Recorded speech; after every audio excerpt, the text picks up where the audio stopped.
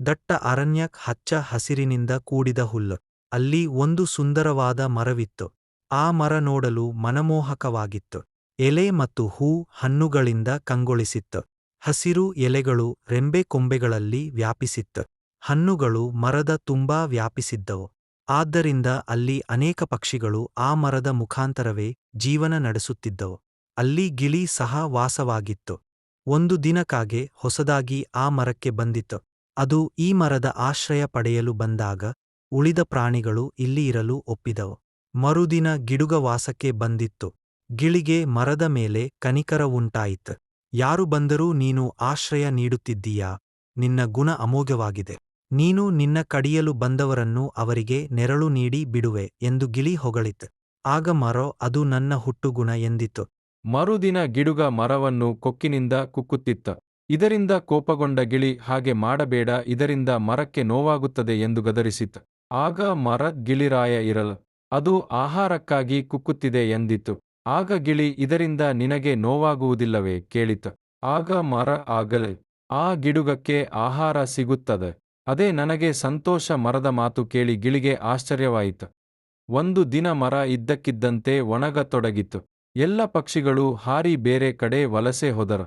ಗಿಡುಗನು ಹೊರಟು ಹೋಯಿತು. ಇದರಿಂದ ಗಿಳಿಗೆ ತುಂಬಾ ಬೇಸರವಾಯಿತು.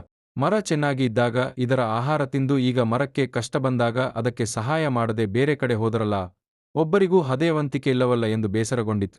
ಗಿಳಿ ಮಾತ್ರ ಈ ಮರ ಬಿಟ್ಟು ಹೋಗದೆ ತಾನು ಕೂಡ ಹಸಿವಿನಿಂದ ಬಳಲಿತು.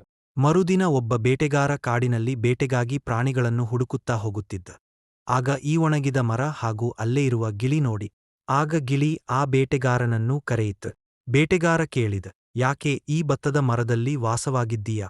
ಎಲ್ಲ ಪಕ್ಷಿಗಳ ಹಾಗೆ ನೀನು ಬೇರೆ ಮರಕ್ಕೆ ವಲಸೆ ಹೋಗಬಾರದೆ. ಆಗ ಗಿಳಿ, ಇಲ್ಲ, ಈ ಮರ ಆರೋಗ್ಯವಾಗಿದ್ದಾಗ ಎಲ್ಲರಿಗೂ ಆಶ್ರಯ ನೀಡಿತ್ತು. ಈಗ ಈ ಮರ ಕಷ್ಟದಲ್ಲಿದೆ. ಇಂತಹ ಸಂದರ್ಭದಲ್ಲಿ ಅದನ್ನು ಬಿಟ್ಟು ಬೇರೆ ಕಡೆ ಹೋಗುವುದು ತರವೇ ಕೇಳಿತು. ಗಿಳಿಯ ಹದೆಯವಂತಿಕೆ ಕಂಡು ಬೇಟೆಗಾರನಿಗೆ ಬಹಳ ಸಂತೋಷವಾಯಿತು. ಇಂದಿನಿಂದ ನೀನು ನನ್ನ ಒಳ್ಳೆಯ ಗೆಳೆಯ ಎಂದ ಬೇಟೆಗಾರ. ಹೆದರಬೇಡ, ಈ ಮರದ ಕಾಯಿಲೆ ಹೋಗಲಾಡಿಸಲು ನಾನು ವೈದ್ಯರನ್ನು ಕರೆತರುವೆಯನ್. ಗಿಳಿಗೆ ಸಂತೋಷವಾಯಿತು. ಇದರ ಬೇರು ಒಂದು ಕೀಟ ತಿನ್ನುತ್ತಾ ಇದೆ. ಅದಕ್ಕೆ ಆಹಾರ ಸಾಲದೆ ಸೊರಗಿದೆ. ಈ ಮರದ ಬುಡಕ್ಕೆ ಆ ಕೀಟ ಹೋಗಲು ಒಂದು ಔಷಧ ನೀಡುವ. ದಿನಾಲೂ ರಾತ್ರಿ ಹಾಕಿರಿ, ಕೀಟ ಸಾಯುತ್ತದೆ. ನಂತರ ಮರ ಮೊದಲಿನ ಹಾಗೇ ಹಸಿರಾಗುತ್ತದೆ ಎಂದರು ವೈದ್ಯರು. ಗಿಳಿ ಪ್ರತಿನಿತ್ಯವೂ ಔಷಧ ಹಾಕಿತು. ಕೆಲವು ತಿಂಗಳ ನಂತರ ಮರ ಹಸಿರಿನಿಂದ ಕಂಗೊಳಿಸಿತು. ಮೊದಲಿನ ಹಾಗೇ ಆಯಿತು. ಗಿಳಿಗೆ ಮರ ಧನ್ಯವಾದ ಹೇಳಿತು. ಗಿಳಿಯು ಆ ಬೇಟೆಗಾರನಿಗೆ ಧನ್ಯವಾದ ಹೇಳಿತು. ಆಗ ಬೇಟೆಗಾರ, ನಿನ್ನ ಹದೆಯವಂತಿಕೆ ಮೆಚ್ಚಿದೆ. ಕಷ್ಟದಲ್ಲಿರುವಾಗ ನಿನ್ನ ಸಹಾಯದ ಮನೋಭಾವ ನನಗೆ ತುಂಬಾ ಹಿಡಿಸಿತು ಎಂದು ಬೇಟೆಗಾರ ಗಿಳಿಯನ್ನು ಹೊಗಳಿ.